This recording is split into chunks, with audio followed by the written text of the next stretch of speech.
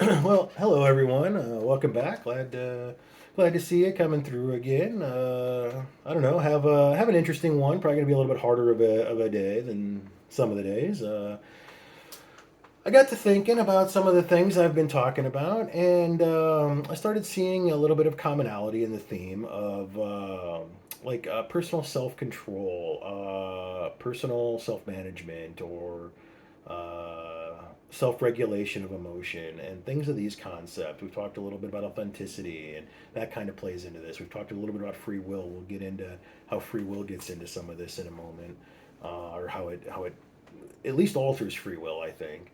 Um, but I think I want to talk about this concept of self regulation because I think it's something that can help a lot of people out. I think it's a thing that we're struggling with in today's society. Today's society is hard. We have a tremendous amount of pressure and expectation on us, and we we have to find a way to figure this out. And I don't know about you, but I'd rather do it in a way that isn't angry and rageful. I'd rather maintain my happiness, my joy in everyday life rather than give in to the desires of I don't know, rage or revenge or other kinds of reactionary behavior. And I definitely think it's something we have the control to work on. I do think that there are things that we can do that will set us up to be more equipped to handle a situation. Before we get too far, I just want to make sure that we get what we're going to get into out of the way because I don't know, maybe this isn't for everybody. Maybe everybody doesn't want to be here. This isn't going to be a situation where you can do something, learn something from me right now, and tomorrow you're going to be able to handle anything. That's just not realistic. There are people out there that will sell you such garbage. If that's what you want, go try with them. I recommend. I guess my perception is that there really isn't quick and easy fixes to ourselves. Either we're going to do the work, we're going to look at ourselves, we're going to try to adjust our thinking, and from that we'll get better, or we could go try to buy something. I mean, if that's what you want to do, I'm not going to stop you. A lot of people do this with medication. I mean, there are a lot of people out there that are depressed or anxious, and I'm not entirely sure that those need to be. I'm not going to say mental illness isn't real. I've had lifelong depression and anxiety problems. Um, but that's one of the things that makes this subject so important to me is because learning these things has been better for my depression and anxiety and anything else I've experienced has been temporary or had side effects or had other flaws. Now, don't get me wrong. Is you have to work hard if you want to be a better person? Is that a flaw with this system? Well, we're humans. We don't do things very well. We're pretty lazy. We like staying the way that we are, and it's going to take us a minute to get around to that. If you're the kind of person that's in for a ride, that you want to learn how to be a better person, and you have the wherewithal and the desire to stick with it and to learn and grow for years, that's the journey that I'm talking about today. I am not talking about some three simple tricks that'll make you perfect tomorrow. That's not, I don't know, I just don't believe that's realistic. Um, I'm worried it's going to be a long subject. We might part this out. So bear with me if that's where we go. Um, but for now, I want to get started with the science of what I'm even talking about. How our minds work, and and what the evidence is that we have to do the work ahead of time if we want to be able to feel like we have the ability to regulate an intense situation. Because the evidence does seem to indicate that this is like a prior skill type of a thing. So what the evidence shows is that our minds have different areas that function, and through different research, we've learned that there isn't the areas that we associate with thinking and processing are pretty routinely not active at the time we would expect somebody to be processing. when somebody is processing, it seems that the part of their mind that creates justifications and self-defense is actually more active when someone's consciously thinking. So what happens is when somebody, let's say I ask somebody to do something. I want you to draw me a picture of a house, right? Like, so let's just say I did that. Well, you'd have to first hear and process my request and understand it, right? That would be the first step. Well, we have an area of the brain that does that. It processes language, and it turns what we're going into something that our mind then, okay, I understand you want a picture with a house.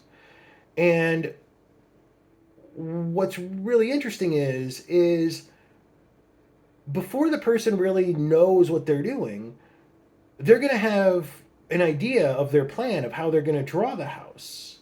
And they never really consciously came to, okay, I need to draw a bunch of lines for a house. And like it wasn't a process. It was just I have an idea of what I want to draw now, and I'm just going to start doing that. And what we find is as they're then going on to do the activity, well, they did this not because they made a conscious choice, but because the conscious choice was made in this little black box of their mind. And the part of their mind that starts working at this point is the protection, the self-defense, the justification. So it's very interesting because that means that they're not making the decision to draw it. They're defending the fact that they are drawing it. And it sounds incredibly subtle, but where does that come from? Why does that happen? And why is there this little black box? I think if we think about it in everyday experience, think about the time that somebody asks you what you want to do about something. And you don't really think it through. You're just like, you know what, my gut's telling me this. Well, you made what's going on is you made that decision, and that's what you're calling your gut feeling. And then you're defending that decision. You're not, you already made the decision and you're standing by to that decision. And, well, that's my gut feeling is my defense of that position. And it's very interesting because at no point in this scenario am I like me. I don't want to speak for everybody. Different people's minds can work different, and then there are some outside things that happen in the research. So maybe some people are different. A small percentage of people may not operate this way, and that would be very interesting. I'd love to hear if this doesn't match your experience. I'd love to hear what your experience in decision making is. If you can articulate that, that'd be fascinating to me to understand the way it works for other people. Um, but so the thing is then, well, what is it that made you do the decision to follow the instruction to write that? Well, probably because you signed up for the study and you agreed to do what they said, and so you're just going to do what the authorities in the study request of you because you already made yourself believe that's the action, that is your belief about the situation you're in. And so this belief that I should just do what they do is interesting. I think we actually talked about this in another video. There was another research in Stanford where people were killing each other with electricity. They just keep turning it up because the authority of the study kept telling them to turn it up. And their belief was, see, the reason that people do that is their belief is that this person is wearing a lab coat. This person is calling themselves doctor. This person knows more than I'll ever know about the electricity that's going in there when I hit that button. And so my belief that this is a trustworthy authority figure is enough to get me to kill somebody. And the only reason that those people have doubt is not because of their belief. Unless they have a belief that they know enough about electricity and they have a belief that this is becoming dangerous for that person or that it's going to kill them, that's the people that you would see stop because they have this belief and they actually have a belief counter to the one that's causing the decision. But if your overriding belief in the scenario is that the lab doctor authority can do no harm, well, then you, by extension, can do no harm because you're only following directions. And so your brain has offloaded the responsibility to your belief in that person. And now you're just defending your belief that that person is worthy of listening to. And that's why we see all of these things where people do something dumb and it's like, well, why'd you do that? I don't know. Like when they're when somebody can't defend their position, they can't tell you what made them do that. They can't tell you why they are committing crimes. They can't tell you why they're just so hateful and rampant. And this is all related to that concept that a lot of our thinking really just happens in that little black box. Our decision making happens in that little black box. And so what does that mean for us? How does that matter to us? It means that if you want to act different, if you don't want to kill somebody because a man in a lab coat told you to keep hitting that button, then what beliefs do you need to keep that from happening? If you were a doctor and you were sworn to first do no harm and you came into this study, well, first off, you trust your own judgment equal to the person's. So that might be a belief. A doctor might have the belief of first doing no harm, going, I can't press a button that's going to shock somebody. That would be against what I believe. And so their automatic decision is going to be to say no. And their justification then is going to come in and answer all of the reasons to support their decision. That's why we're always so ready to defend our position and it's so hard to see somebody else's, is because our brain automatically biases us with our beliefs. And so we're biased by our beliefs, whether we know it or not. And a lot of our decisions are made in this little tiny black box based on those beliefs. And so now you can start seeing how all these things that you don't know what to do are just these beliefs that maybe your parents taught you, maybe your teachers taught you, maybe abusive people have taught you this, a work environment. We all treat each other in all kinds of different ways, and we all try to push our beliefs on other people because it's the easiest way to get people to behave like us. If I can make you believe everything I believe, well, then you'll behave in a way that I think is acceptable. And I know that innately. That's why it's so important to try to get to other people to understand our beliefs. That's why we argue so fervently on beliefs, is because we understand this critical point that this is what causes us to be able to rely upon and trust each other. This is one of the things that why religious groups they have such incredible favoritism to people that believe like them, because they understand that they act the way that they do because of their beliefs, and they assume that if you are claiming common beliefs to them, that you are acting like them, and they feel you're more trustworthy. So so that's how the mind works, and this is how we start treating each other. This is one of the reasons that we this is one of the reasons all the time that we see people trying to push. Well, anyway, I mentioned the trying to push so hard on the um, trying to push so hard and getting other people to um, take on their beliefs, trying to get other people to believe the same, because it's a control mechanism throughout society. It's a homogenization mechanism. Like, this is one of the reasons that governments often try to grab religion and try to push it on everybody as like a state religion, because the power of control over somebody, if you control what somebody believes, then you control them.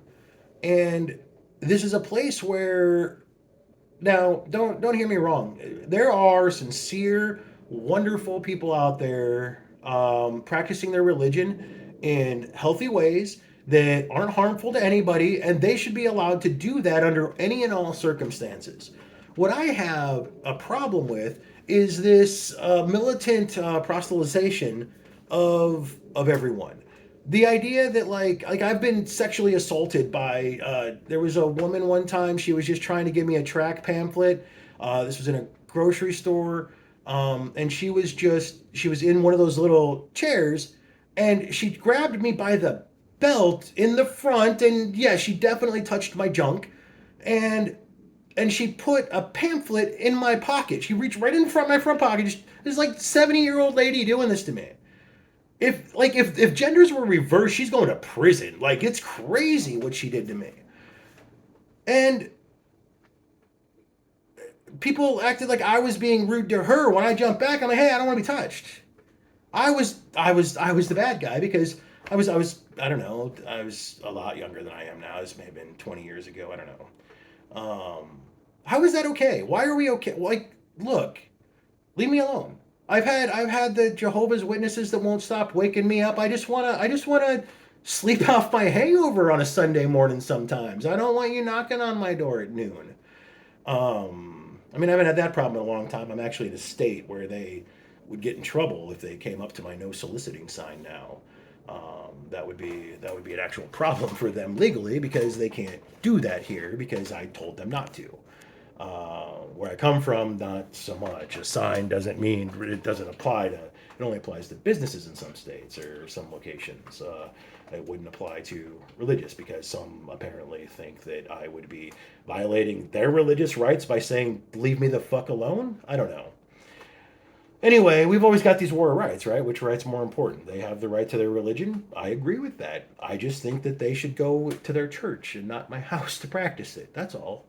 Um, but we don't need everybody trying to push their religion on us. If you don't want your children reading certain books, then it's your job as a parent to do that. Not these book bans or whatever. I don't know. I am I am confused about the world we lived in. Didn't we know that this happened in history where we decided to start burning books all of a sudden? This isn't the first time in history we've had such a thing. It's not the second or third either. We've had entire civilizations burn each other's libraries to the ground. So much human knowledge has been lost and rediscovered over time because, like the library at Alexandria being burnt down. Like, it's crazy what we do. Like, what? You go in, you conquer somewhere, and you destroy all their knowledge? Why not steal it? What the hell's wrong with you people? That's valuable. They spent years building an archive of information. You just burn it? And that's what we're doing. I mean, how is this different? It's literally trying to keep information from spreading. You don't want ideas that you can't control to spread as people with power. Because ideas that you can't control undermine your ability to control. Therefore, the best way to control it is to never allow it. But that's how we treat each other, and that's why like in the old world it was, the you conquered a new area and you demanded they practice your religion and abandon theirs because they're unpredictable. A foreign religion is unpredictable, but if they believe what you believe, they behave like you behave. They become as trustworthy as your people. They like That's how powerful beliefs are in shaping the way we are, the way we see the world. And I even teased about free will. This is where this gets into it, right? Like, because if I can convince you of all of these beliefs that I have as a collective religion, say, and I then have control over you because the vast, vast majority of your thinking just goes on in this little black box. You have these gut feelings about decisions. You have this, I don't know why, but I think I need to go that way. You have a whole bunch of reasons to defend it, and you think that's thinking, but it's not. It's a different part of the brain.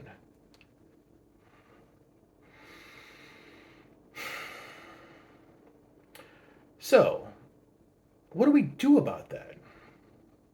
Well, this is where I think I'm going to be that horrible monster. I have had somebody comment to me about the length of my videos and things, and I'm going to try to keep them. I'm going to try to do 20 minutes. So I think I'm going to wrap this up.